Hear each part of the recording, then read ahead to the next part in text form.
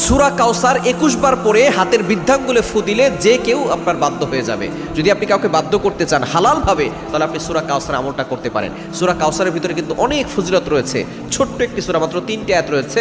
এটা পবিত্র কোরআনুল কারীমের ১০৮ নম্বর সূরা। এই সূরার ভিতরে ফজিলত কিন্তু অনেক বেশি। কেননা আমরা অনেক সময় মানুষকে বাধ্য করতে চাই। আপনি আপনার স্ত্রীকে বাধ্য করতে চাচ্ছেন, অথবা স্ত্রী কোনো স্বামীকে বাধ্য করতে চাচ্ছে, অথবা বাবা মা সন্তানকে বাধ্য করতে চাচ্ছে, আপনি সূরা কাউসার আমলটা করতে পারবেন। কিভাবে আপনি আমলটা করবেন আমি বলে দিচ্ছি। তবে অবশ্যই স্মরণ রাখতে হবে, ইয়াকিনের সাথে আমল করবেন এবং শুদ্ধ করে সূরাটি পড়তে হবে এবং ওযু করে আপনি আমল করবেন। এবং অবশ্যই সতর্ক থাকবেন যাতে করে আপনি হারাম কোনো কাজ না করেন। অনেক সময় দেখা যাচ্ছে বয়ফ্রেন্ড গার্লফ্রেন্ডে বাধ্য করার জন্য এই ধরনের কাজ করে। হারামভাবে কাজ করলে আপনি কোরআন দ্বারা কোনো উপকৃত হতে পারবেন না। যদি আপনি কোরআন দ্বারা উপকার নিতে চান, আপনি হালালভাবে কাজ করবেন। কীভাবে আপনি আমলটা করবেন? প্রথমে আপনি 3 বার দুরূদ শরীফ পড়বেন। পরে আপনি আপনার হাতটাকে এভাবে আমরা করবুরি 1 2 3 এভাবে আপনি রেখে আপনি প্রথমে 3 বার দুরূদ শরীফ